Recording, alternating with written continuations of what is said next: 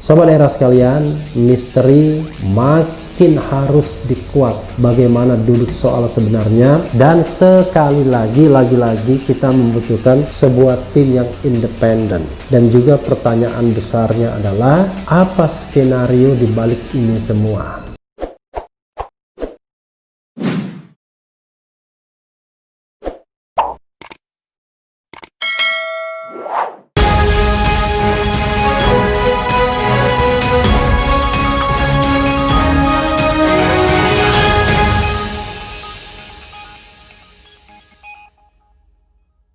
Assalamualaikum warahmatullahi wabarakatuh, Sobat RH sekalian. Jumpa lagi kita di channel yang keren ini, Keren Cadas. Lagi-lagi kita akan lanjutkan breaking news kita ya. Walaupun baru sempat dibuatnya dini hari, tapi mudah-mudahan memberikan informasi lebih lanjut kepada Sobat RH sekalian yang tentu saja menantikan terangnya masalah ini ya, apa yang sesungguhnya terjadi, apa yang benar-benar terjadi. Nah, ini ada hasil sedikit ya, investigasi dari koran Tempo di tempat kejadian ya. Ini memenuhi kemarin ya imbauan dari Dewan Kehormatan ya, atau Dewan Ilham Bintang, untuk melakukan investigasi, agar para jurnalis melakukan investigasi. Dan ini menarik beritanya ya. Mohon maaf agak di screenshot sedikit karena memang kebetulan hot papernya tidak punya saya, tapi ini dari cellphone ya. Saksi korban masih hidup saat di kilometer 50. Polisi menyatakan 6 anggota FPI tewas dalam baku tembak di kilometer 50 jalan tol Jakarta Cikampek. Ini beritanya Karawang. Saksi mata menyebutkan keterangan yang berbeda soal kematian 6 pengawal Rizik Syihab. Para anggota Front Pembela Islam FPI itu tewas ditembak polisi di sekitar Karawang pada Senin dini hari. Kepala Kepolisian Daerah Jakarta Raya Inspektur Jenderal Fadil Imran menyatakan mereka tewas dalam upaya polisi membela diri dari serangan senjata tajam dan senjata api. Lokasinya di jalan tol Jakarta Cikampek pada sekitar kilometer 50. Sebelumnya, polisi dan anggota FPI itu saling pepet dengan mobil di sekitar kilometer 47. Pengawal hendak mengusir mobil polisi yang ingin memotong iring-iringan kendaraan keluarga Rizik Syihab. FPI menampik tudingan tembak-menembak dengan keyakinan mereka tidak membawa senjata api. Menurut Sekretaris Umum FPI Munarman, Chevrolet Spin yang ditumpangi 6 korban itu dihadang 3 mobil polisi di suatu titik jalan kota antara pintu keluar tol Karawang Timur dan pintu masuk tol Karawang Barat. 2 saksi mata menuturkan keterangan yang berbeda dengan versi polisi dan FPI. Memberikan keterangan secara terpisah, mereka melihat sebuah minibus ya, berhenti di pintu keluar rest area kilometer 50 selepas tengah malam pada Senin lalu. Saksi X menyaksikan ban mobil tersebut kempis. Polisi langsung mengepung mereka. Saksi X sempat melihat sejumlah laki-laki keluar dari minibus tersebut. Saya berani bersumpah mereka masih hidup saat itu, ujarnya kemarin. Dia juga menyaksikan polisi mengeluarkan senjata tajam dari mobil, semacam parang. Tidak banyak yang melihat momen itu. Saksi Y mengatakan seorang tukang parkir berupaya mendekati sumber keributan, namun ia langsung dihalau seorang berbaju bebas. Jangan ikut campur, biarin itu polisi lagi tanganin teroris, kata saksi Y menirukan ucapan yang diterima tukang parkir itu. Gak lama setelah rame-rame terdengar tembakan, ujar saksi Y. 2-3 letusan itu membuat para pedagang panik.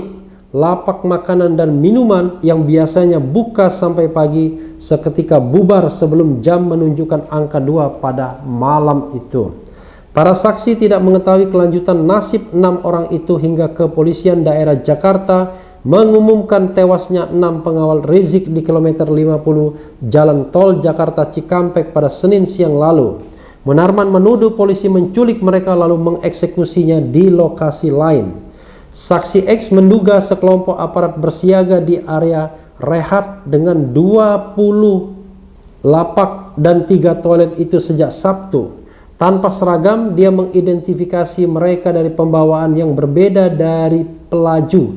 Misalnya datang berkelompok dan berada di sana seharian. Ketika pedagang bertanya ada apa, mereka menjawab, kamu tunggu saja katanya. Setelah kejadian, dia melanjutkan, orang-orang dengan pembawaan sama tetap bersiaga di sana, mengawas-awasi lokasi, ujar dia. Saat tempo ke rest area kilometer 50 kemarin petang, misalnya, tampak seorang tukang parkir selama 2 jam sama sekali tidak mempedulikan kendaraan keluar masuk tempat parkir.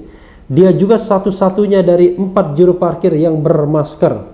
Sulit mendapati orang yang mau berbagi kabar soal keributan di tengah malam tersebut. Dari 4 orang yang ditanya Tempo soal insiden Senin dini hari itu, hanya 1 yang mau bicara. Saksi X mengatakan, ketua koperasi area rehat itu mewajibkan semua orang di sana tutup mulut, terutama soal orang-orang itu masih hidup saat di sini, kata dia. Luar biasa ya, harus diselidiki yang ini. Direktur Reserse Kriminal Umum Kepolisian Daerah Jakarta Raya, Komisaris Besar Tubagus Ade Hidayat, tidak menjawab permintaan konfirmasi Tempo.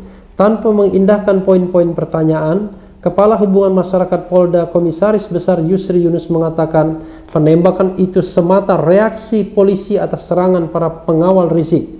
Ada 3 peluru yang ditembakkan katanya. Kami juga punya bukti kuat kepemilikan senjata api itu. Ya, Sobat RH sekalian, ini ada semacam sedikit grafis. Versi polisi, sekitar kilometer 47 terjadi saling pepet. Petugas kemudian menembak ban mobil pengawal Rizik. Sekitar kilometer 50, mobil petugas ditembaki. Polisi membalas dan menewaskan 6 orang, 4 lainnya melarikan diri. Berarti ditembak di mobil. Nggak jelas juga ya, apakah mobil melaju gitu ya. Versi FPI, pintu keluar tol Karawang Timur, 2 mobil laskar menjauhkan 3 mobil polisi dari rombongan Rizik. Keduanya lalu terpisah. 1 mobil kembali masuk tol lewat pintu Karawang Barat lalu mengarah ke Cikampek dan beristirahat di rest area kilometer 57. Sedangkan Chevrolet Spin B2152 TBN dikepung 3 mobil polisi saat menuju pintu tol Karawang Barat. Tiap mobil pengawal berisi 6 orang. Pintu masuk tol Karawang Timur, tujuan 6 korban sebelum dicegat polisi. Lokasi kematian tidak diketahui. Versi saksi, pintu keluar rest area kilometer 50, sebuah minibus berhenti dengan ban kempis. Polisi yang berkumpul di lokasi itu sejak sehari sebelumnya langsung mengepung. Terdengar 2-3 tembakan. Lokasi kematian tidak diketahui. Ya, Sobat Era sekalian, itu tadi berita dari koran Tempo yang melakukan sedikit investigasi setelah ya didorong ya untuk melakukan investigasi agar jangan hanya bergantung pada pernyataan baik dari pihak Polda Metro Jaya maupun pihak FPI. Dan ternyata hasil investigasi kecil-kecilan ini menemukan fakta yang berbeda, tapi fakta yang berbeda itu Sobat Era sekalian memang perlu ditindaklanjuti karena makin menegaskan tidak adanya yang namanya tembak menembak. Apalagi ada saksi yang mengatakan bahwa korban di kilometer 50 itu ketika disuruh turun dari minibus yang bannya kempis itu masih dalam kondisi atau dalam keadaan hidup.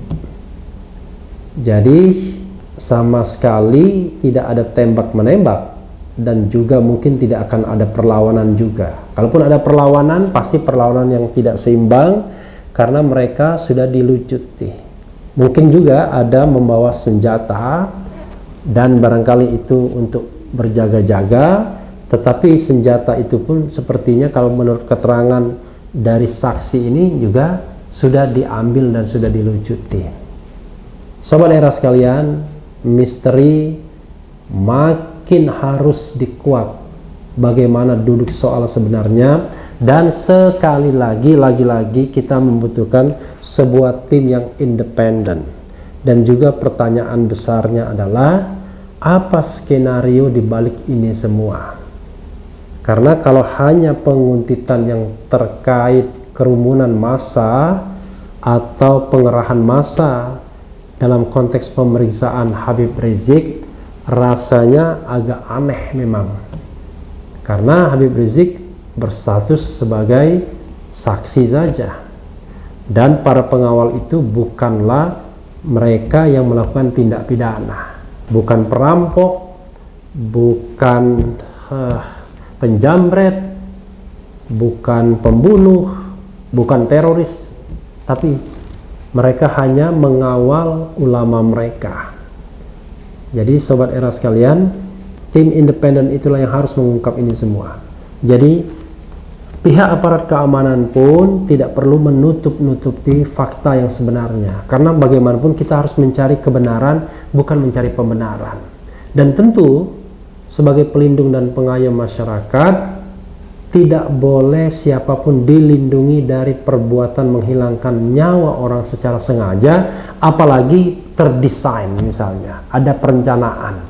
Sobat era sekalian, mudah-mudahan Presiden Joko Widodo pay attention terhadap masalah yang sangat serius ini, karena ini bukan masalah main-main, karena melibatkan institusi resmi negara yang dibiayai oleh pajak rakyat, dan tidak boleh ada rakyat yang tertumpah darahnya dan hilang nyawanya karena dikenain aparat keamanan.